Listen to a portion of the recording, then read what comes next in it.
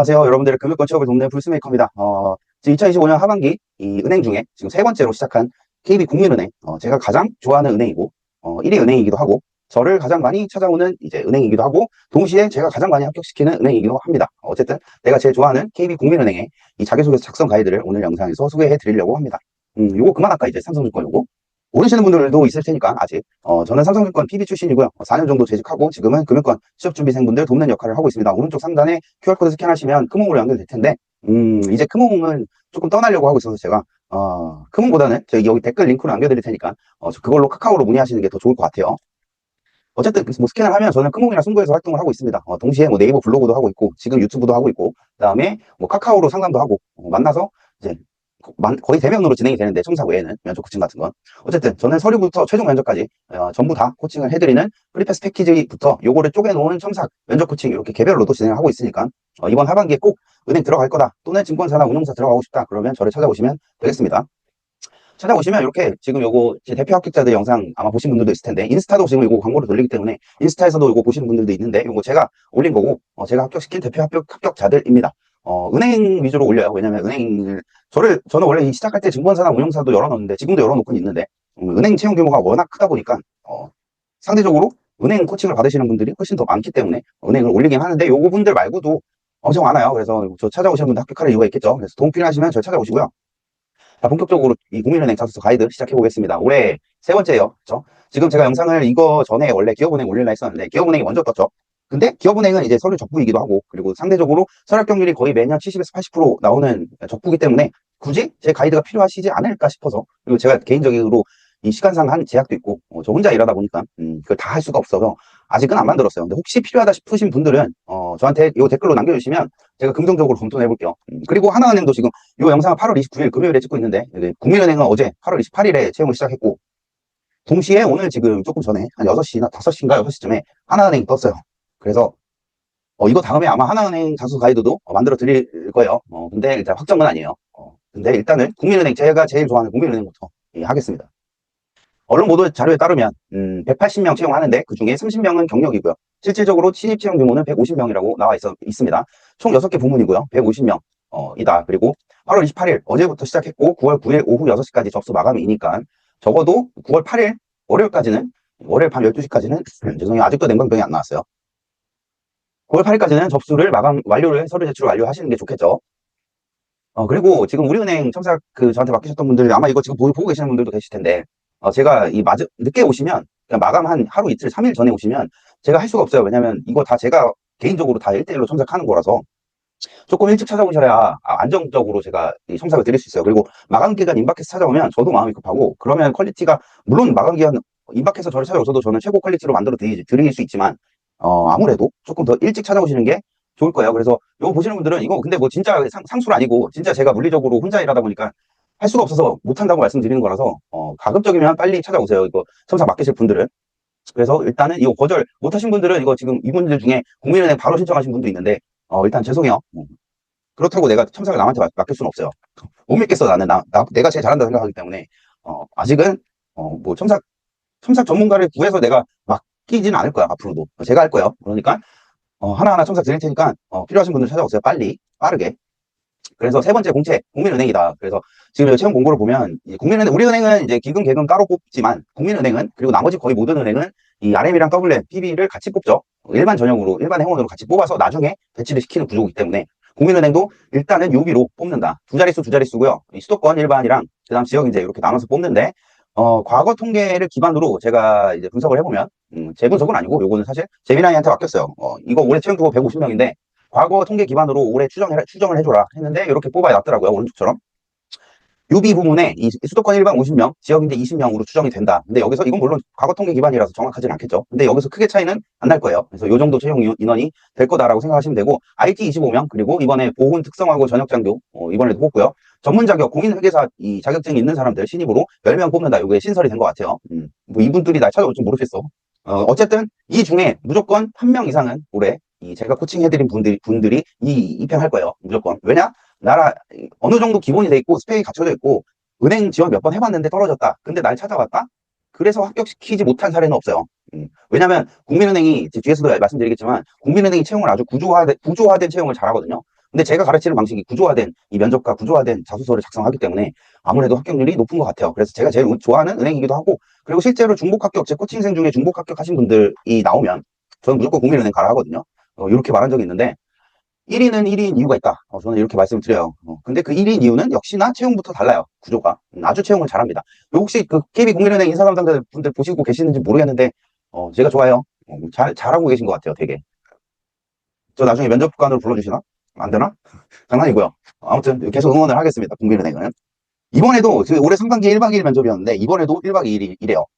근데 1박 2일로 하는 이유는 믿겠죠. 워낙 인원수가 많고, 그리고 이 PT 세일즈 토론 뭐 이렇게 여러 가지 전형이 있기 때문에 사실상 하루 만에 그 짧은 시간에 지원자를 검증하기 어렵기 때문에 1박 2일로 진행을 하는 것 같아요. 물론 취준생 입장에선 조금 지칠 수는 있지만 그래도 1위 은행이고 가장 좋은 은행이기 때문에 실제로 이 코칭생분들 최종 합격하고 지금 일하는 친구들 얘기 들어보면 둘이 비교를 해본 적이 있어요. 내가 국민은행, 신한은행 이렇게 둘이 만나는데 둘이 얘기를 딱 하는 걸 딱 들어보니까 국민은행이 좋긴 하더라고요. 여러분들 은행권 지원하시는 분들은 국민은행 가셨으면 좋겠어요. 자, 그래서 참고로 이거 최종 합격자 기준이에요. 서류 합격자가 아니라. 제 관심은 서류 합격자가 아닙니다. 사실 죄송한 말씀이지만. 어차피 최종 합격하려고 지원하는 거잖아요. 그래서 최종 합격자 이 데이터만 뽑아왔어요. 여러 합격자 중에 대표 합격자들 데이터를 뽑아왔고, 맨 왼쪽은 서울이에요. 지금 서울에서 근무하고 있고, 경기 4년제 출신이다. 그래서, 경기도 대학교 나와도 서울 전형으로, 그러니까 UB 전형으로 합격할 수 있다. 최종 합격까지. 그래서 요거 하나하나씩은 이미 제가 이 전 영상인가? 2025년도 상반기 최종 합격자 이 스펙 데이터 영상 올려놨으니까 아마 이거 링크로 제가 달아놓을 거예요. 이 연결되게. 그거 보시면 돼요. 자세히 설명 안 할게요. 그 이전에 우리은행 영상에서 뭐 어학이 이건데 서류 컷인가요? 뭐 이렇게 물어보시는데, 그게 천편일률적으로 제가 답변을 드릴 수 없답니다, 여러분. 뭐 어학이 700점대인데 무조건 떨어지나요? 그것도 말이 안 되고, 어학 900점인데 무조건 붙겠죠? 이것도 아니고. 그래서 궁금하신 분들은 제 그 최종 합격자 스펙 정리 영상을 봐주세요. 자, 모든 은행, 어느 회사 지원하실 때나 항상 말씀드리지만 인재상과 핵심 가치를 봐야 된다. 특히 국민은행은 인재상과 핵심 가치를 보셔야 됩니다. 아주 중요하게. 왜냐? 국민은행은 제가 아까 말씀드렸죠. 구조화된 채용을 진행한다고. 아주 잘 구조화되어 있어요. 채용 과정이. 근데 그 채용 평가 기준에 이 인재상과 핵심 가치가 평가 항목에 녹아들어 있습니다. 그리고 심지어 이번에 자소서 문항을 보시면 알겠지만, 이미 보셨겠지만, 자소서 문항조차도 이 국민은행의 핵심 가치로 배치가 돼 있기 때문에 그게 왜 그렇게 돼 있었겠어요? 그걸로 평가하겠다는 거예요. 핵심 가치와 얼마나 부합하느냐로 이 지원자가 국민은행에 입행하기에 적정한지를 판단하겠다는 거예요. 그게 바로 구조화된 이 채용이고요. 그래서 요거를 잘 알아두셔야 돼요. 알아두셔야 되는 이유는 이 키워드를 중심으로 역량이나 그러니까 어필하셔야 된다는 소리예요. 고객 우선, 자율과 책임, 적극적 사고와 행동, 다양한 가치의 존중, 이 인재상이고요. 오른쪽에 고객 중심, 전문성, 혁신 주도, 신뢰 정직, 동반 성장, 이 5가지가 핵심 가치예요. 그래서 이 키워드로 뽑아서 이 키워드에 해당하는 역량을 내가 갖추고 있다는 걸 여러분의 과거 경험을 통해서 증명하셔야 됩니다. 자소서뿐만 아니라 면접에서도 마찬가지예요. 문항을 살펴보면 총 4문항이에요. 우리은행도 4문항이었고, 근데 우리은행보단 글자 수가 조금 더 많습니다. 첫 번째는 국민은행 하면 떠오르는 이미지가 뭐고, 입행 5년 후에, 5년이에요, 5년. 50년 후가 아니라 본인의 모습은 뭔가요? 그려보세요. 자, 이거를 정리하면 지원 동기가 입행 후 목표 항목이고요. 두 번째, 창의적 사고를 통해서 과감한 도전으로 변화와 혁신을 주도한 경험이 있나요? 요거는 800자인데 기업적 합성입니다. 아까 좀 전에 보여드렸던 핵심 가치 중 하나, 혁신 주도, 이 가운데 있는 거고요. 그 다음에 세 번째 문항, 신뢰와 정직에 대한 본인의 생각을 경험과 함께 기술해주세요. 이것도 기업적 합성이고 핵심 가치 중에 신뢰와 정직, 요 네 번째에 있는 신뢰와 정직에 해당하는 문항입니다.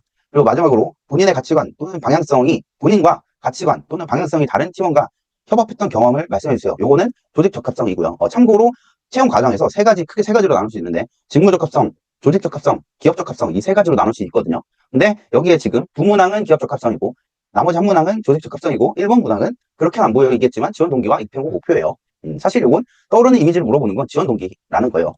지원 동기 묻고 있는 거예요. 뒤에서 다시 설명드릴게요. 그래서 요 네 문항이 거의 대부분 국민은행의 핵심 가치를 향하고 있다.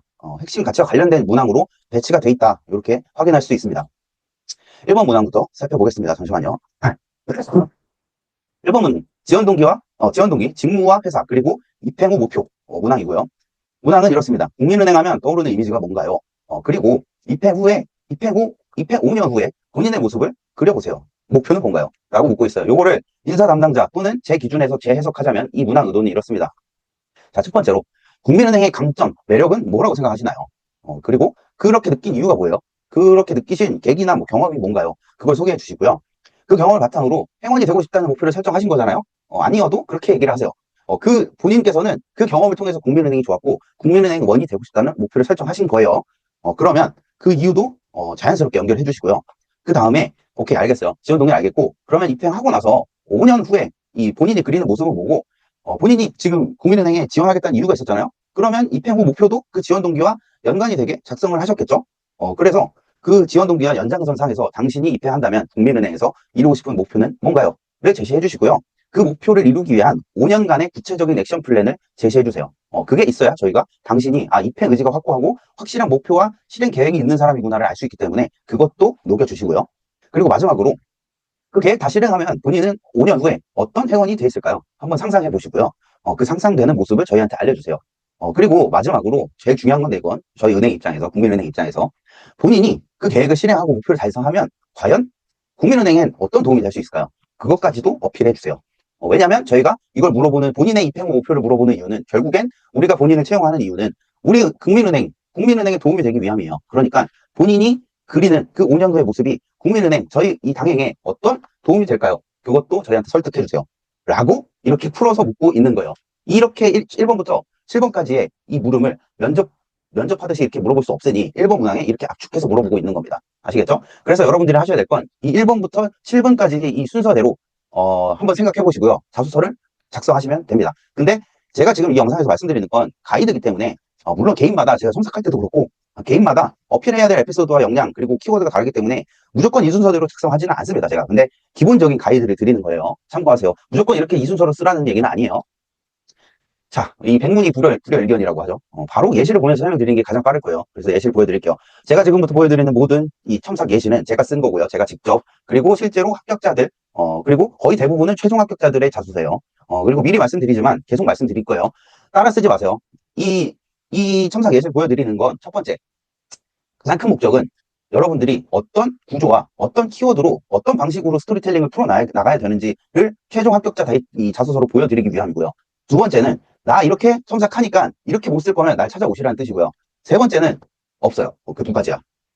세 번째 말하면 딱 3단계로 딱 아름답게 할 수 있었는데 세 번째가 생각이 안 나네. 아무튼 그 두 가지 이유니까 그대로 따라 복사 붙여넣기 하지 마시고 이 구조와 흐름을, 논리 흐름을 보세요. 어필 키워드와 논리 구조 흐름을 보시는 게 여러분들이 이 영상을 보시고 학습을 하셔야 될 부분들입니다. 보겠습니다.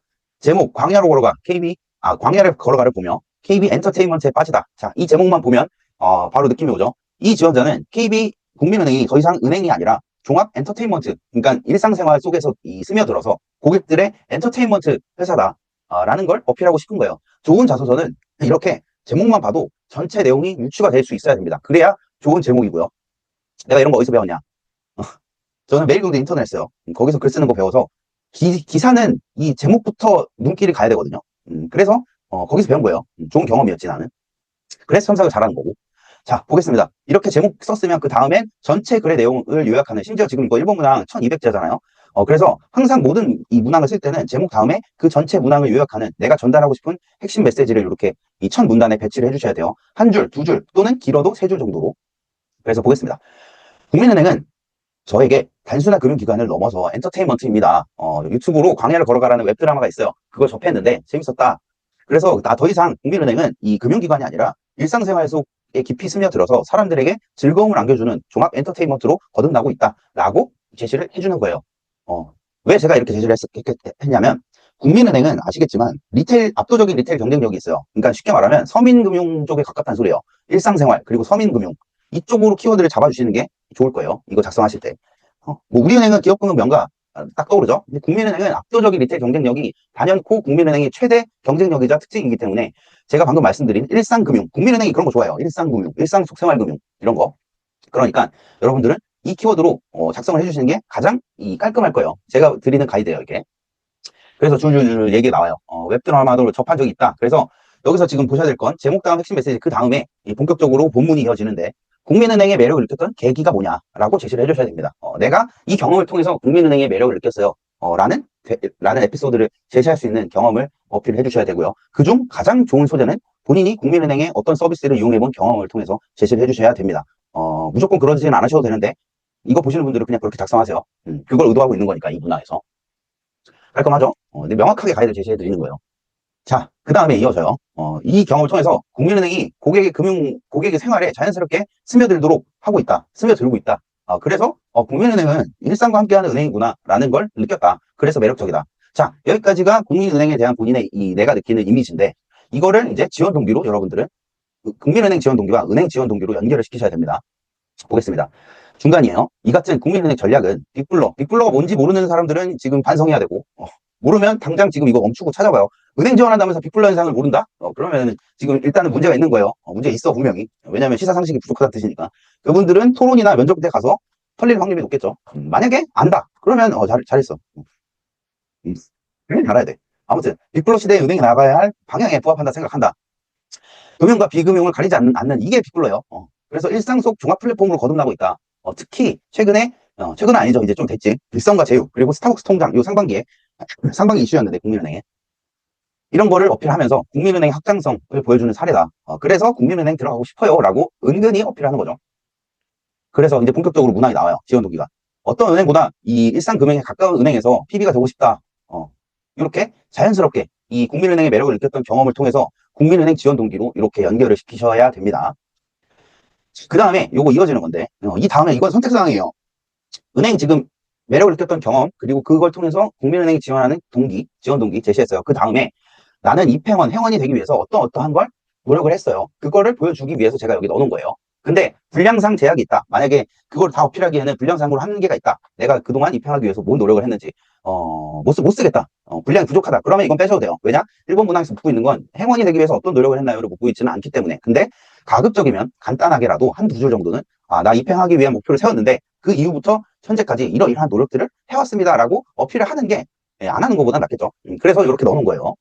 이 친구는 생활근무 경험이 있기 때문에 영업 성과를 냈다. 그래서 회원에게 필요한 역량 중에 하나, 영업력을 어필하기 위해서 넣은 거고요. 생략하셔도 돼요. 왜냐? 묻고 있지 않기 때문에. 자, 그 다음에 입행후 목표죠. 이 친구는 요거 그 상반기 문항이었는데 상반기에도 비슷하게 나왔어요. 1번 문항이. 그때 국민은행이 본인한테 어떤 의미인가 뭐 이런 식으로 비슷하게 나왔거든요. 입행후 목표까지도. 이 친구 이렇게 적었어요. 내가 적었는데 골드마이즈 더 퍼스트 고액자산가 자산관리를 전담하는 PP로 성장하겠다. 그러니까 고액자산가 타겟으로 PB로 성장하겠다. 고액자산가를 상담하는 종합자산관리를 수행하는. 근데 여기서 주의하셔야 될 건 이 상반기 문항에서 5년 후라는 얘기가 없었어요. 그냥 입행 후 목표를 제시하라 이렇게 나왔는데 지금 이 1번 문항은 5년 후 구체적으로 이 시점을 정확히 정하고 있죠. 5년 후라고. 일반적으로 1년에서 5년 차면 아직도 주니어예요. 그러니까 주임에서 은행으로 따지면 은행 계급이 뭐지? 일반적인 회사로 따지면 사원부터 대리까지고요. 은행원은 아마 국민은행 L1이면은 대리부터 시작할 텐데, 대리부터 계장? 내 은행 안 다녀서 증권사 출신이라 정확한 뭐였지? 명함을 봐야 되는데, 아무튼 무슨 말인지 알겠죠? 주임부터 대리급이니까 주니어급이에요. 이 주니어급 동안 본인은 구체적으로 어떤 비전이 있고 어떤 목표를 세울 거고 그 실행 계획은 뭐냐라고 묻고 있기 때문에 장기적인 비전을 제시하는 것도 좋지만 반드시 5년 안에 어떻게 해야겠다는 구체적인 액션 플랜까지도 제시를 해주셔야 돼요. 지금 여기서 써놓은 건 장기 비전이고요. 그냥 장기적으로 고액자산가 PB, 전담하는 PB가 되겠다. 근데 주임에서 대리 나부랭이가 고액자산가를 어떻게 전담해? 할 수 있지. 증권사라면 할 수 있어요. 근데 일반적으로 은행에서는 이 골드마이즈 더 퍼스트를 보내주지도 않고 거의 과장급 이상이어야 가는 되고 이런 곳은 VVIP 센터는 5년 차가 할 수 있는 얘기는 아니잖아, 이건. 5년 차가 할 수 있는 일이 아니에요. 그래서 지금 이건 예시로 보여드리는 거기 때문에 최종 합격자 기준 자소서를 이렇게 적으시면 안 되고 비전을 이렇게 제시하시더라도 이거를 달성하기 위해서 5년 차 때 이 대리 때까지 주니어로서 차근차근 기초를 어떻게 쌓겠다 이렇게 방향을 제시해 주시면 돼요. 이걸 이렇게 작성하시려면. 근데 만약에 고액자산가 자산관리 전담하는 PB로 5년 후에 성장하겠다. 말이 안 되는 거라서 여러분들은 1번 문항이 제일 중요한데 1번부터 얘는 은행이 돌아가는 구조를 모르는구나 라고 당연히 생각하겠죠. 인사 담당자나 현직자들 이 자소를 보면. 그래서 그 부분 주의하셔야 돼요. 여기서 원하는 건 장기적인 비전을 제시한 다음에 그걸 이루기 위한 기초를 어떻게 쌓겠냐 5년 동안 그걸 물어보고 있다는 점을 명확히 기억을 하셔야 돼요. 자, 그리고 참고로 장기적인 목표와 단기적인 목표가 어떻게 다르냐 설명을 해드릴게요. 요거 신한은행 이 상반기 문항이었는데 신한은행 상반기에서 이렇게 물어봤어요. 똑같이 입행 후 목표 또는 몇 년 후에 본인이 그리는 모습이 뭐냐고 물어봤는데 여기는 10년 혹은 20년이에요. 이 정도면 20년 차 연차 정도면 그 고액자산가 방금 하고 싶다는 그 고액자산가 더 퍼스트 여기 갈 수 있어요. 골든마이즈. 근데 5년 차 못 간단 말이지. 근데 20년이면 가능하다. 그래서 20년 정도의 장기 플랜이면 장기적인 비전만 제시해 주셔도 돼요. 그러니까 쉽게 말하면 뜬구름 잡는 소리가 가능하다는 소리예요. 근데 지금 이 1번 문항처럼 5년 구체적으로 디테일하게 5년을 명시를 해놨다? 그러면 뜬구름 잡으시면 안 되고요. 뜬구름을 초반에 잡더라도 그 뒤에 구체적인 액션 플랜을 제시해 주셔야 되는데 이렇게 제시해 주시면 돼요. 이것도 장기 비전 치고는 구체적인 액션 플랜인데 제가 적은 거예요. 이것도 첨삭한 거. 이 신한의 영피비제도 있죠. 그래서 이 친구 타겟은 유리치를 대상으로, 그러니까 유리치, 이 스타트업 대표라든가 아니면 코인으로 이 재벌이 된 젊은 2030 세대를 대상으로 이 투자 세미나 참석, 기업 IR 활동 등을 통해서 접촉하겠다. 꽤나 구체적이죠. 이 정도는. 이 정도의 구체성만 띄워도 돼요. 이 1번 문항 2편구 목표에서는. 그래서 이분들 지분 매각, 자금 조달 니즈를 토대로 이 대표와 임직원의 자산 관리까지 이어질 영업의 기초를 쌓겠다. 이렇게 제시를 해주시면 요게 바로 이 전에는 장기 플랜이고요. 이게 장기 비전이고 요게 단기 액션 플랜이라고 보시면 돼요. 그래서 이 지금 1번 문항에서 1년에서 5년째까지 이 내용은 뜬구름 잡는 게 아니라 최대한 디테일이 살아있어야 한다. 그게 중요합니다. 그래서 아마 대부분은 1년 차에 뭐 하고 3년 차에 뭐 하고 5년 차에 뭐 할 거예요. 뭐 이런 식으로 초단기, 단기, 중기 뭐 이렇게 나눌 텐데 첨삭 받아보신 분들은 알겠지만 나는 그렇게 첨삭 안 해요. 그거 되게 아마추어 같아서 저는 차라리 구체적으로 뭘 하고 싶다는 걸 딱 정해놓고 구체적으로 그걸 어떻게 이루겠다 이런 식으로 제시를 하지. 단기는 이렇고요. 중기, 장기는 이렇고요. 뭐, 나 이거 안 좋아. 이런 구조는 제가 안 좋아요. 물론 그렇게 쓰셔도 돼요. 그리고 여기 GPT 쓰시는 분들 많을 텐데 GPT에선 물어보면 당연히 그런 식으로 얘기를 할 거예요. 1년 차 때 뭐 하고 3년 차 때 뭐 하고 5년 차 때 뭐 할 거예요. 라고 아마 대부분의 90%의 지원자들은 그렇게 쓸 텐데 제가 다른 영상에서도 강조를 하지만 남들이 하는 걸 여러분도 한다면 여러분은 뽑힐 이유가 없어요. 남들이 그냥 상위 10%가 돼야지 그 90%가 하는 짓을 똑같이 하고 있으면 여러분은 합격하기 어려울 수 있어요. 그러니까 그런 일반적인 구조 따라가지 말고 차라리 뭐 연금 전문가가 되겠다고 비전 제시했으면 구체적으로 누구를 타겟으로 이 5년 동안 누구를 타겟으로 영업을 할 건지 그리고 그들에게 어떻게 연금으로 전환을 할 건지 이런 식으로 제시를 해주시는 게 1년 차 때는 뭐 자격증 못 할 거고요. 이 3년 차 때는 뭐 할 거고요. 이딴 내용보단 나요. 나요가 아니라 저는 그렇게 안 쓸 거예요. 첨삭할 때. 첨삭 받아보시면 알아요. 자, 그래서 1번에서 입행후 목표를 뭘 제시를 해야 될까 고민들을 하실 텐데 우리은행 가이드 영상에서도 말씀드렸는데 입행후 목표는 이 은행권 중점 추진 사업 과제를 알고 있냐는 이 물음이거든요. 사실상 무조건 그런 건 아닌데 되게 그래요. 실제 의도가 그렇습니다. 그래서 은행권 중점 추진 사업 과제가 이렇게 있어요. 고액자산 확보, 연금 시장 확대, 기업금융, 특히 강소기업이나 스타트업 육성, 그리고 상생금융, 그리고 디지털, 글로벌 진출, 리스크 관리, 은퇴 설계, 지금 상속 증여 니즈가 늘어나고 있으니까. 그리고 투자 전문성, 이렇게 이 대분류? 제가 생각하는 이 은행권의 핵심 중점 추진 사업 과제 모두 써놓은 건데, 이 중에 하나를 고르시면 돼요. 근데 주의하셔야 될 건 지원 동기와 일관성 있게 작성을 해주셔야 돼요. 만약에 지원 동기가 고령화 시대에 이 은퇴자산 부족으로 어려움을 겪으시는 분들을 봤다. 그분들에게 도움을 드리고 싶어서 회원이 되고 싶다. 만약에 이런 식으로 목표를 작성했다면 당연히 입행 후 목표 또한 일관성이 있게 은퇴 설계 전문가가 되겠다거나 아니면 1년에서 5년 차 동안은 이 은퇴 설계를 위한 종합자산 관리 기초 역량을 쌓겠다. 이런 식으로 제시를 해주시면 되겠죠. 그리고 더 다시 강조하지만 장기적인 비전을 설정하고 여기서 끝나는 게 아니라 1에서 5년에 5년 차에 주니어로서 할 수 있는 게 뭔지 생각해 보세요. 대단한 게 아니어도 돼요. 왜냐하면 이 현직자 입장에서 사실 이 지원자들은 다 거기서 거기거든요. 근데 뭐 거창한 거 필요 없어요. 여기서는 진정성 있게 느껴지는 게 더 중요합니다. 뜬구름 잡지 않고 좀 구체성만 있으면 되고 동시에 신입으로서 약간 기특하거나 귀엽네 이런 거 하겠다고 알았어. 한번 얼굴 보자. 서류 합격 시켜줄게. 이런 느낌이거든요. 그래서 아마추어처럼 보여도 저는 물론 이 프로이기 때문에 조금 전에 말씀드렸던 1년차, 2년차, 뭐 3년차 이렇게 나누지 말라고 말씀드렸는데 그렇게 쓰셔도 되긴 해요. 근데 차별성이 없어서 매력이 없다 뿐이지 어차피 입행후 목표는 다 거기서 거길 거란 말이에요. 그래서 크게 크리티컬하지는 않아요. 그 입행후 목표의 액션 플랜을 제시하는 건. 근데 좀 차별화된 이런 거를 제시하면 당연히 다르겠지. 뭐 이 지분 매각, 자금 조달 니즈, 투자 세미나 참석, 스타트업 대표 이렇게 최대한 디테일하게 이 작성하는 게 당연히 차별성이 있겠죠. 이러면 당연히 더 합격률이 올라갈 거고요. 하지만 이게 안 된다. 생각이 안 난다. 그러면 그냥 본인이 이 진정성 있게 하고 싶은 거 적어주셔도 상관없어요. 귀엽게 보고 합격시켜줄 수 있어요. 이번 문항이요. 혁신 주도 경험. 이건 기업 적합성. 이 국민은행 핵심 가치 중 혁신 주도 경험을 묻고 있는 거고요. 문항을 보면 창의적인 사고로 과감한 도전으로 변화와 혁신 주도해본 경험이 있나요? 자, 국민은행의 핵심 가치로 제시되는 혁신 주도란 이렇게 있습니다. 미래 금융 문화의 퍼스트 무버로서 변화를 주도하고 최적화된 금융 가치를 만들고 제공한다. 유연하고 창의적인 사고로 실패를 두려워하지 않는 용기와 과감한 도전으로 결실을 맺는다. 그래서 이 문항에서 묻고 있는 건 이렇습니다. 문항 의도는 제가 인사 담당자라면 이래요. 이 문항을 낸 이유 지금부터 설명을 드리겠습니다. 자, 우리는 당신이 이 국민은행 핵심 가치 중에 하나인 혁신 주도에 해당하는 인재인지 아닌지를 검증해야 됩니다. 왜냐? 우리 평가 요소가 그 중에 하나이기 때문이에요. 그래서 우리가 지금 당신에게 요구하는 건 이렇습니다. 잘 들어보세요. 과거에 당신은 유연하고 창의적인 사고와 용기로 과감하게 어떤 것을 도전해서 성취를 이뤄낸 경험이 있나요? 있다면 그 경험을 구체적으로 제시해 주시고요. 그 경험을 통해서, 그 성과 경험을 통해서 당신이 배운 거는 뭐고, 그 경험으로 결국엔 국민은행에 어떤 기여를 할 수 있나요? 또는 그 경험이 국민은행 말고라도 고객에게 어떤 도움이 될 수 있고, 또는 영업점에 어떤 개선을 이뤄낼 수 있는지 저희한테 어필해 주세요.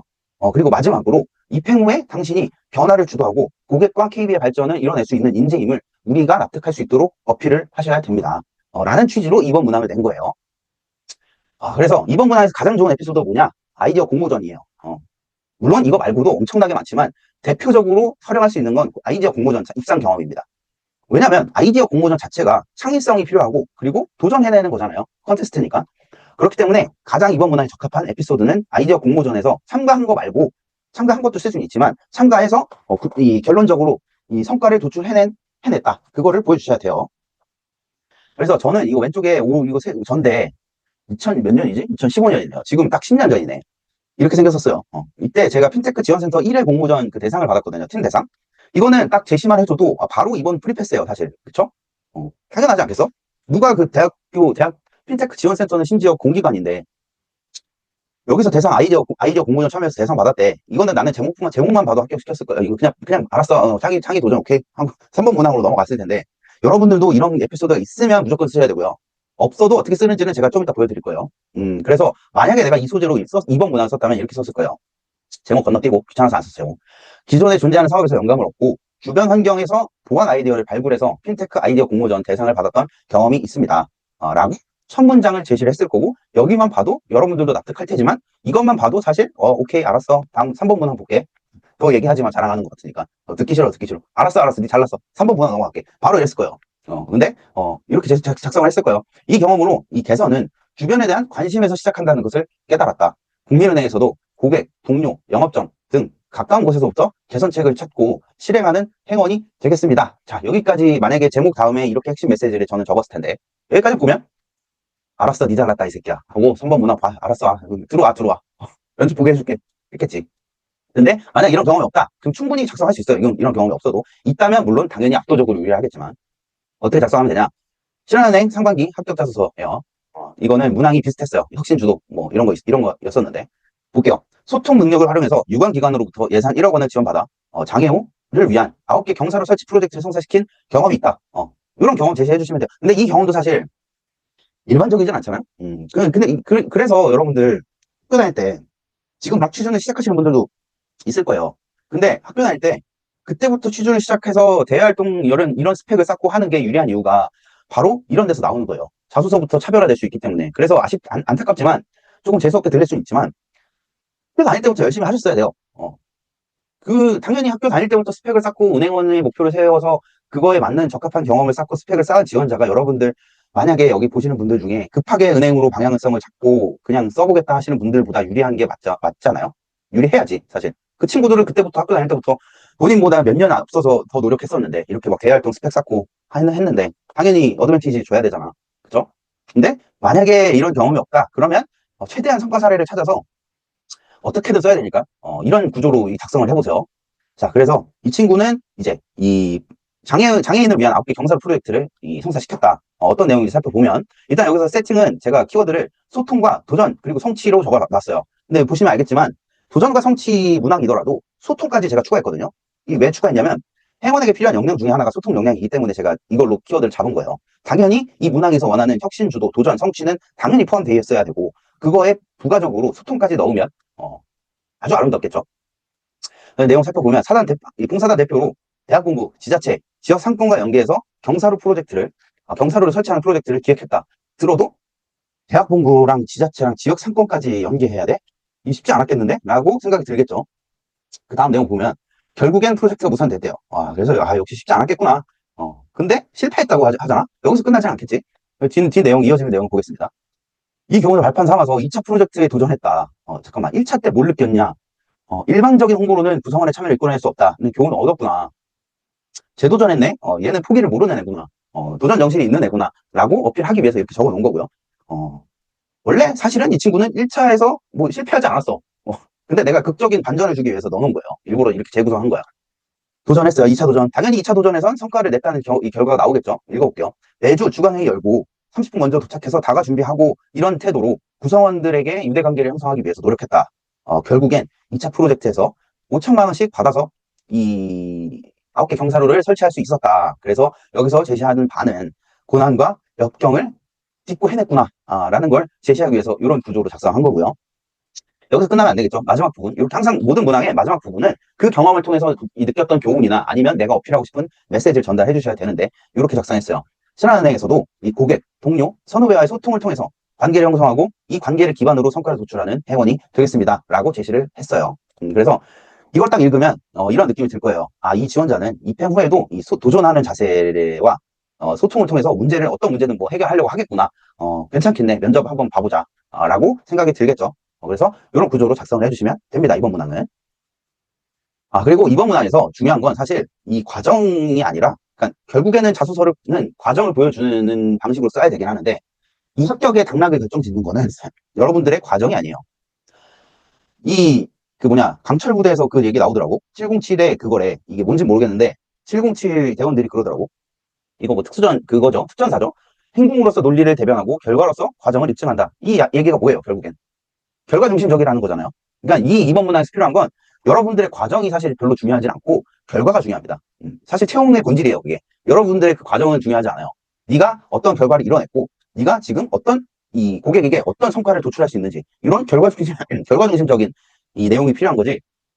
사실 그 과정은 내가 이렇게 써서 썰을 풀어놨지만 과정으로 사실 이 첫 번째 소통 능력을 활용해서 1억 원의 이 지원을 받았고 이걸로 9개 경사로 프로젝트를 성사시켰다는 결과가 중요한 거지. 이 결과가 없이 그냥 과정만 서술했다면 여러분이었으면 이거를 보고 이걸 합격시키겠어요?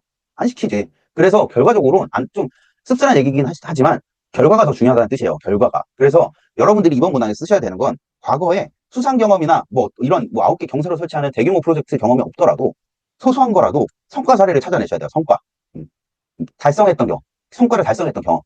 그래서 최대한 내가 그동안 이뤄냈던 성과가 뭐 있을까? 그 중에서 가장 그나마 대단한 성과를 이번 문항에서 어필을 해주셔야 돼요.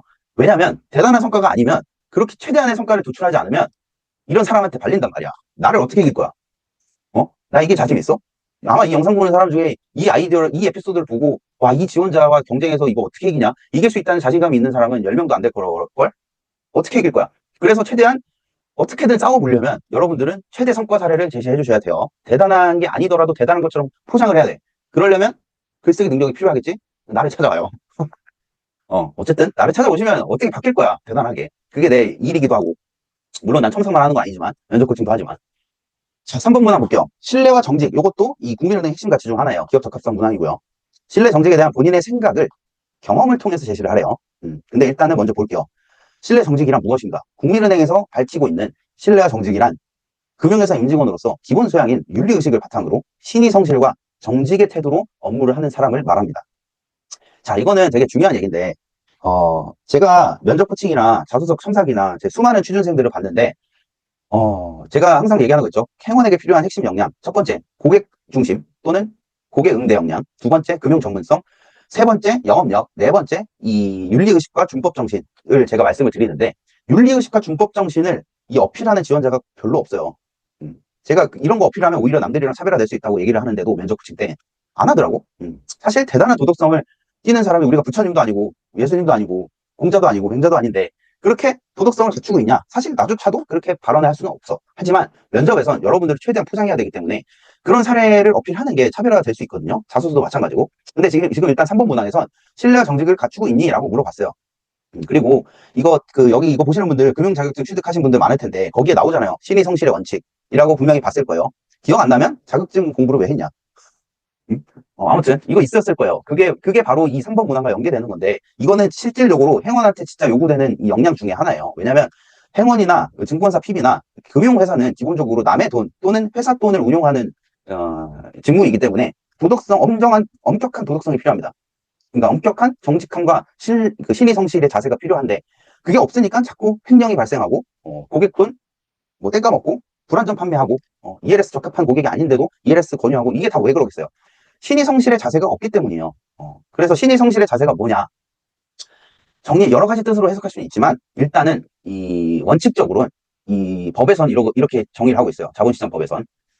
신의 성실의 원칙이란 정당한 사유 없이 투자자의 이익을 해치지 않고 자기의 이익을 얻거나 제3자가 이익을 얻도록 해서는 안 된다. 그러니까 이걸 다시 풀어서 얘기하면, 금융회사 임직원은 자기의 이익보다는 고객이나 회사의 이익을 우선해야 된다는 뜻이에요. 기억나죠? 이 자격증 취득하신 분들. 이건 어떤 자격증 취득하나 신의 성실의 원칙은 배우잖아요. 법규에서. 그래서 이 문항에서 묻고 있는 건 신뢰 정직인데, 결국엔 신뢰 정직이란 신의 성실의 원칙을 물어보는 거고, 당신은 신의 성실의 원칙에 준수하는 사람인가요?를 묻고 있는 거고요. 그 신의 성실의 원칙이란 정당한 이익, 상대 고객의 이익을 우선하거나 정직한 태도를 갖추고 있나요? 라고 물어보는 거예요.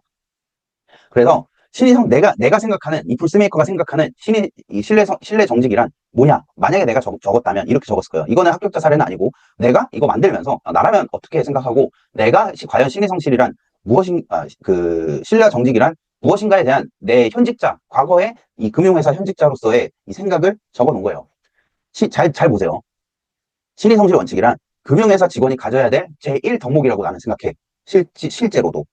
그래서 고객 이익을 우선하고 규정과 원칙을 준수하는 태도야말로 이 금융회사 직원이 필수적으로 가장 먼저 갖춰야 될 덕목입니다. 그래서 이렇게 썼을 거예요.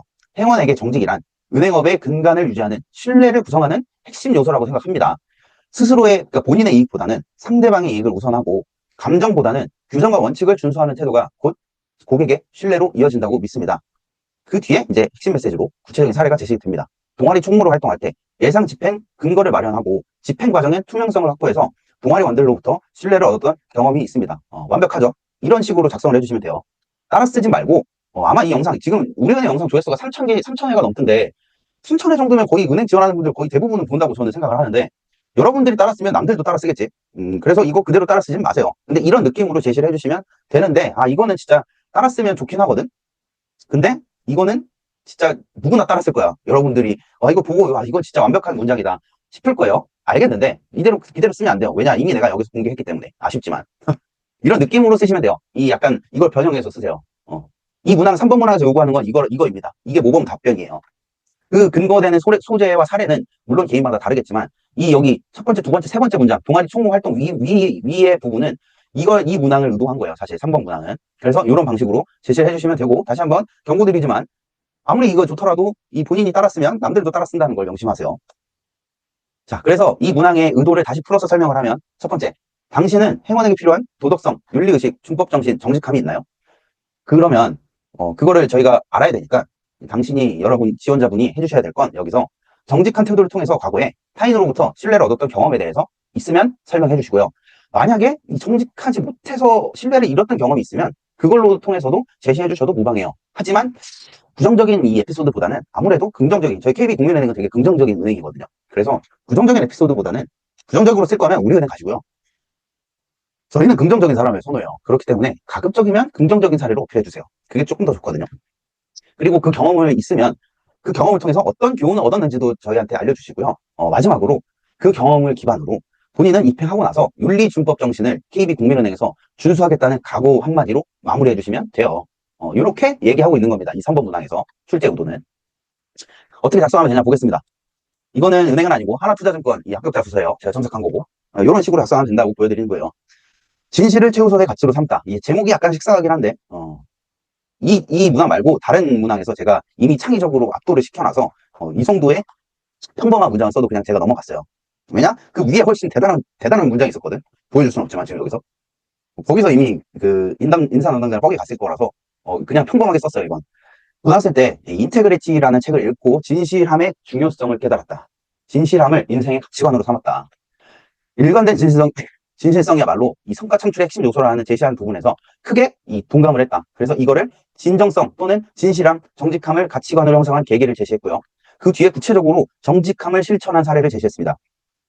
이 친구가 SK 하이닉스 인턴을 했었는데, 인턴 근무 당시에 모든 대기업이 그런데 입장할 때 이 노트북 같은 거, 특히 삼성은 무조건 노트북 반입 금지고, 반입하려면 이거 허가를 따로 받아야 되는데 그렇게 돼 있어요. 대부분의 기업은. 근데 특히 본사면. 근데 이 친구의 얘기를 들어보니 인턴 동기들이 있었는데, 그 친구들은 이거 야근할 때 잔업 업무를 하려고 사내 PC를 원래 촬영하면 안 되거든요. 무조건. 그거 안 돼요. 여러분이 입행하게 되면 알게 될 건데, 사내 PC 촬영하면 안 되게 돼 있거든요. 그 화면을. 근데 그 촬영해서 자택으로 가져왔대요. 그 규정을 위반한 거죠. 근데 저는 그러지 않고 규정과 원칙을 지키고 싶어서 새벽에 출근하거나 야근도 불사하면서 이 현장에서 그 회사 안에서 규정을 지키려고 야근을 하면서까지 업무를 완수를 했다. 자, 요거는 규정과 원칙을 준수하는 태도를 실천한 사례죠. 자, 그 다음에 이어집니다. 그래서 이 경험으로 뭘 어필하고 싶냐? 요걸 어필하고 싶어서 이 경험을 제시한 거예요. 자본시장법은, 자, 자본시장법. 이 금융투자회사가 하나투자증권이기 때문에 자본시장법을 준수해야 하기 때문에 자본시장법으로 적어 놓은 거고요. 신의성실의 원칙을 금융투자업자의 최우선 의무로 삼고 있습니다. 그래서 고객에게 자신의 인사이트와 뷰를 셀해야 되는, 설득시켜야 되는 애널리스트라면 이 친구는 하나투자증권 애널리스트 지원자였는데 고객으로부터 신뢰를 받아야 한다. 그리고 그 신뢰는 정직함에서 출발한다 생각한다. 자, 이건 3번. 경험을 통해서 이 정직함 또는 신뢰가 중요하다는 걸 가치관을 확립한 계기를, 교훈을 얻었다. 이런 식으로 제시를 해주신 거고요. 한 거고, 내가. 하나투자 마지막으로, 이렇게, 항상 모든 문항의 마지막은 그 마무리 발언과 교훈 또는 가치관 또는 입행 후 각오, 이렇게 이 마무리를 해주셔야 된다고 했죠. 하나투자증권 RA로 입사해서, RA는 그거예요. 그 리서치 어시스턴트인데, 그냥 그 주니어 애널리스트라고 보시면 돼요. 정직과 진실을 바탕으로 리서치 업무를 수행하고 나아가서 고객과 선배에게 신뢰를 줄 수 있는 신입이 되겠다. 딱 읽어도 믿음직스럽지 않나요? 되게 착해 보이지 않나? 마무리 발언이? 아닌가? 아무튼 이런 식으로 입사 각오로 마무리를 해주셔야 됩니다.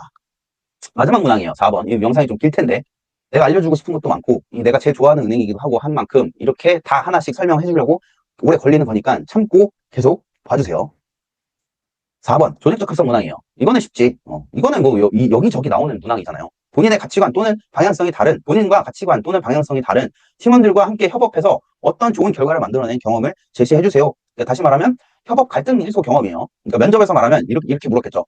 혹시 그 팀 활동하다가 타인과 갈등을 겪거나 본인과 입장이 다른 상대를 설득해서 좋은 결과를 낸 경험이 있다면 말해보실래요? 이렇게 물었겠지. 그게 바로 이 4번 문항이에요.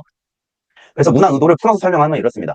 자, 당신은 이 단체 활동 중에 의견이나 또는 가치관 대립을 발생한 경험이 있나요? 그러니까 그런 상황을 겪어보신 적이 있어요? 그때 당신은 어떤 방식으로 그 문제나 갈등을 해결하셨나요? 그때의 경험을 최대한 구체적으로 제시를 해주시고요. 그 경험을 통해서 이 협업 또는 이 타인과의 갈등을 해결하기 위해서는 어떤 게 중요하다고 느끼셨나요? 그리고 그 경험을 통해서 느끼셨던 교훈이나 느낀 점을 바탕으로 입행하시게 된다면 국민은행에서 동료와 선후배 간 갈등이 생겼을 때 어떻게 대처하고 해결하실 건가요? 그 각오를 제시해 주세요. 그렇게 마무리를 해주세요. 어떻게? 이거는 4번 문항이라서 마지막으로 우리에게 이미지를 확립하는 문항이거든요. 그래서 우리가 원하는 건 지금 4번 문항에서 본인은 입행하고 트러블 메이커가 아니라 남들이랑 잘 어울릴 수 있는 사람인지 알고 싶으니까 그 각오 한마디로 마무리 해주세요. 저희가 안심할 수 있게. 여러분, 당신이 조직에 적합하지 않은 사람이라는 걸 저희에게 어필하시면 안 되고, 저희가 당신이 이 사람은 조직에 적합하겠다는 걸 알 수 있도록, 안심할 수 있도록 해주세요. 아시겠죠? 이렇게 얘기를 하고 있는 거예요. 4번 문항에서. 그래서 4번 문항은 쉬우니까 그냥 간단하게 설명할게요. 이 예시고 합격자. 정확한 설명이 설득으로 이루어져서 뱅크런 사태를 막다. 자, 이 친구, 아까 그 생활공고 근무 경험 있는 친구예요. 이렇게 적었습니다. 생활공고에서 부동산 PF 부실 사태로 뱅크런 위기가 발생한 적이 있었거든요. 아마 이 경제 기사를 꾸준히 읽어보신 분들이었다면 기억이 나실 텐데, 이런 사태가 있었어요. 그때 이 지점에서 이 뱅크런 예금이 추락했다고 난리가 났는데, 그럴 때 이 지점에 혼란을 잠재운 적이 있다. 자, 구체적으로 어떤 사례인지 보겠습니다. 우리 지점 말고 다른 지점에서 600원의 PF 부실 채권, 이 부실 사태가 발생해서 폐업을 한 이 사례가 있었어요. 그거 뉴스로 나와가지고 내가 근무하던 지점까지 뱅크런 사태를 겪었던 거예요. 그런 상황이었어요. 자, 그래서 이 친구는 이런 상황이었답니다. 지점 분위기가 혼란스러웠다. 그래서 이 지점 회의를 했는데 이 상황을 과연 어떻게 타개해야 될까 회의를 했는데 일부 이 동료는 그냥 포기하고 힘드니까 그냥 요청 오는 대로 그냥 다 우리 영업점 자산이 빠지든 말든 그냥 힘드니까 고객 요청하면 그냥 빼줍시다. 빼주고 그냥 빼줍시다. 빼주면은 KPI야, 우리 지점 KPI야 박살이 나겠지만 힘든데 어떡해요? 그냥 빼줘요. 귀찮아요. 라고 한 거예요. 그죠? 근데 나의 가치관은 이게 아니야. 자, 어떤 가치관을 갖고 있었냐? 어떻게든 지점의 자산 유출을 막고 고객에게 안심을 드려야 하는데 이 다른 동료는 그냥 자포자기하고 그냥 KPI 까먹는 걸 내비두겠다. 저는 그걸 용납할 수 없거든요. 그래서 이렇게 했어요. 어떻게 했냐? PF 부실로 인한 실질적인 리스크는 제한적이기 때문에 이거를 고객에게 제대로 알릴 수만 있다면, 그래서 제대로 알려서 고객을 안심시킬 수 있다면 지점의 자산 유출을 막을 수 있다고 생각을 했다. 그래서 고객에게 안심을 드리기 위해서 이 자료와 근거를 찾기 시작했어요. 어떤 자료? PF 부실의 영향이 실질적으로 고객한테 피해가 가지 않는다는 걸 고객이 안심할 수 있도록 전달하기 위해서 근거 규정과 자료를 찾기 시작한 거예요. 구체적인 행동이죠. 그래서 이 친구는 자료를 찾아서 이런 걸 찾아냈어요. 부실채권으로 이 부실채권 이슈가 있었던 PF 대출은 신용 보강을 통해서 신용 보강 PF 대출은 이 신용 보강을 통해서 안정적이라는 점, 그리고 새마을금고 PF 대출 연체율은 1%조차 안 된다는 점, 그리고 제일 중요한 건데 새마을금고법에 따라 새마을금고 중앙의 예금자 보호 제도를 통해서 참고로 이거는 상식인데 이 새마을금고는 시중은행이 아니거든요. 그래서 시중은행은 아니지만 그래서 예금자 보호법의 대상이 아니에요. 그러니까 예금보험공사를 통한 예금자 보호가 실행되지 않는 이 회사예요. 하지만 얘네 자체적으로 이렇게 예금자 보호 제도를 운영하고 있어요. 내부적으로. 요거는 은행권 지원하시는 분들에겐 상식적으로 알고 계셔야 돼요. 만약 이것도 몰랐다. 반성 좀 해라. 반성 좀 해. 이거 알았어야 돼요. 사실. 아시겠죠? 지금 알았으면 됐지, 그치? 어쨌든 그리고 참고로 9월 1일부터 예금자 보호 한도는 5천에서 1억으로 오릅니다. 이것도 중요한 이슈죠. 이거 면접에서 물어볼 수 있어요. 최근에 금융권 이슈 중에 관심 있는 이슈가 뭐냐 할 때 얘기할 수 있겠죠. 뭐 여러 가지 방향으로 얘기할 수 있을 거예요. 어쨌든 그래서 이런 점을 통해서 고객에게 안심을 줬다. 그 결과 이 지점 동료, 그러니까 그 고객 자산 유출 그냥 방치하자는 그 동료도 이렇게 설득을 했고, 그 동료도 제가 이렇게 알려드린 대로 고객한테 설득을 했고, 그 결과 고객 이탈률이 10% 미만으로 눈에 띄게 감소했다. 이 성과죠, 이게 결국엔. 결과죠, 결과. 그래서 이런 방식으로 서술을 해주시면 됩니다. 그래서 그 다음 문장 이어지는 거예요. 이 계기로 저와 입장이 다른 상대를 설득하려면 전문성을 기반으로 합리적인 근거를 제시할 수 있어야 된다는 걸 느꼈다. 그러니까 상대를 설득하려면 그 합리적인 근거를 제시해야 되고, 그 합리적이라는 건 결국엔 전문성으로부터 나온다. 학습에서 나온다. 이거죠. 그래서 요게 제시하고 싶은 포인트였어요. 그래서 제시했고, 그 다음에 이제 전문성을 입행 후에, 이 교훈을 얻은 다음부터 전문성을 강화하기 위해서 여수신, 세무, 자금 세탁 등 금융 교육을 이수했다. 자, 이걸 왜 적었을까요? 분량이 충분하기도 했고, 그리고 나 입행하기 위해서 이러이러한 노력을 했어요. 라는 걸 다시 한번 어필하기 위해서 제가 적어 놓은 거고요. 선택사항이에요. 안 적으셔도 돼요. 이렇게 노력한 건. 이후에 노력한 거는. 근데 가급적이면 넣으면 더 좋겠죠. 왜냐면 입행 의지를 볼 수 있기 때문에. 그리고 지금 제가 이 빨간 글씨 써는 거 조금 이따 설명할게요. 그리고 마지막으로 활용 점정을 찍어줘야 돼요. 이 국민은행에서도 전문성을 바탕으로 동료와 고객에게 신뢰를 얻는 행원이 되겠다. 이렇게 마지막 문장으로 입행 후 각오로 이 활용 점정을 찍어주셔야 돼요. 그리고 마지막 문장은 최대한 이 인사 담당자 또는 이 자소서를 읽는 현직자의 이 마음을 울릴 수 있는, 감동을 받을 수 있는 멘트로 적어주시는 게 좋아요. 왜냐면 이 자소서는 다 사람이 읽는 거거든요. 그래서 제가 평소에 GPT 쓰지 말라고 얘기하는 게, GPT는 이 참고용으로 어떤 소재가 생각이 안 나거나 이런 소재도 있다, 이런 거를 참고 삼아 조사할 때 쓰는 거는 제가 괜찮아요. 근데 GPT가 써준 거 그대로 쓰면 감동이 없어요. 여러분 GPT 써보신 분들은 알 거예요. 되게 뻔한 소리만 하고 읽어도 이거는 약간 뭔가, 그러니까 말은 번지르르한데 정작 무슨 얘기를 하는지도 모르겠고 감동 포인트도 없어. 그게 왜 그러냐면 아직까지 그 AI의 한계인데, 동시에 사람 행원이 필요한 이유기도 하고요. 감동을 줄 수가 없어요. 그리고 동시에 내 첨삭이 필요한 이유기도 한데, 사람 첨삭이 왜 필요하냐면 GPT가 아무리 잘 쓴다 해도 이 인간에게 감동을 줄 수 없어요. 그거는 이 최고급의 이 최고 퀄리티의 자소서를 보신 분들은 알 건데, 진짜 잘 쓴 자소서는 여러 가지 요건이 있지만 그 중에 하나가 이 읽는 사람의 마음을 움직이는 자소서거든요. 그래서 제가 평소에 자소서는 인사 담당자한테 보내는 편지라고 제가 얘기를 하는데, 감동을 줄 수 있어야 되는데 GPT가 쓴 글로는 절대 감동을 줄 수 없다. 써보신 분들은 알 거예요. 그래서 다시 한번 얘기하지만 최고 퀄리티의 자소서를 만들고 싶다, 감동을 줄 수 있는 자소서를 만들고 싶다 하면 나한테 일로 와. 나한테 오세요. 자, 그리고 빨간 글씨 보면 제가 왜 여기서 전문성으로, 이거는 분명히 4번은 협업이나 타인을 설득한 경험인데 왜 하필 키워드로 전문성을 제시했냐. 자, 이것도 다 의도된 건데 보세요. 국민은행 핵심 가치가 뭐였어요? 고객 중심, 전문성, 혁신 주도, 신뢰 정직, 동방 성장이에요. 근데 지금 2번, 3번 문항은 정해놨어요. 혁신 주도와 신뢰 정직으로 문항 자체가 이렇게 설정이 돼 있어. 근데 지금 나머지 1번, 4번 문항에서 제가 아까 맨 처음 말씀드렸죠. 그 지원하는 회사의 핵심 가치와 관련된 키워드를 최대한 어필을 많이 할수록 합격률이 올라간다고. 근데 지금 2번, 3번은 두 가지 혁신 주도, 신뢰 정책으로 꽂아놨는데 나머지 활용 안 한 키워드가 고객 중심, 전문성, 동반 성장이 있잖아요. 그러면 이럴 때 여러분은 스킬인데 잘 기억하세요. 나머지 문항을 봤더니 이 핵심 가치와 관련된 문항이 아니야. 그러면 이렇게 의도적으로 내가 빵꾸난 핵심 가치를 이런 식으로 여기서 4번 문항에서 채워줄 수 있다는 소리예요. 전문성을. 그래서 내가 써놓은 거예요, 여기. 되게 하이 테크닉이죠. 그래서 이거 중요한데 다시 강조해서 말씀드리면, 자소서와 면접의 기본은 그 은행의 핵심 가치와 부합하다는 걸 어필해야 되는 거고, 그리고 문항에서 이렇게 2번, 3번 문항에서처럼 그러니까 핵심 가치를 묻고 있지 않으면 나머지 문항에서 그 비어있는 핵심 가치를 갖추고 있다는 걸 어필하셔야 돼요. 나머지 문항에서. 무슨 말인지 아시겠죠? 그래서 이 경우에는 2번, 3번에서 핵심 주도와 신뢰 정직이라는 5가지 중 2가지를 물어봤으니 나머지 2가지 문항에서 아직까지 안 쓴 키워드, 고객 중심, 전문성, 동반 성장 중에 하나씩 어필하셔야 된다는 소리예요. 그럴수록 합격 확률이 높아져요. 그리고 국민은행 자소서 핵심이 뭐냐? 그래서 국민은행 채용은 이 핵심 가치와 인재상으로 시작해서 핵심 가치와 인재상으로 끝나요. 처음 자소서 서류 전형부터 최종 면접까지 제가 경험을 해본 바 국민은행의 채용 구조는 반드시 이 핵심 가치와 인재상을 검증하게 돼 있습니다. 그래서 자소서 시작 단계부터 이 모든 문항에 최대한 국민은행 핵심 가치 5가지를 분포하려고 노력을 해보세요. 그리고 자소서 쓸 때 대부분은 1번부터 그냥 순서대로 쓰려고 할 텐데 그러지 말고 큰 흐름부터 보세요. 전략적으로 접근해야 돼요. 제가 5가지 키워드를 다 어필하라고 했잖아요. 근데 4가지 문항이야. 그러면 제가 실제로 첨삭할 때 어떻게 하냐면 오른쪽 보세요. 이거 우리은행 첨삭할 때 제가 그냥 첨삭하는 게 아니라 이 4개의 문항을 이렇게 써놓고 아래 이 파란색으로 어필하고 싶은 키워드를 써놔요.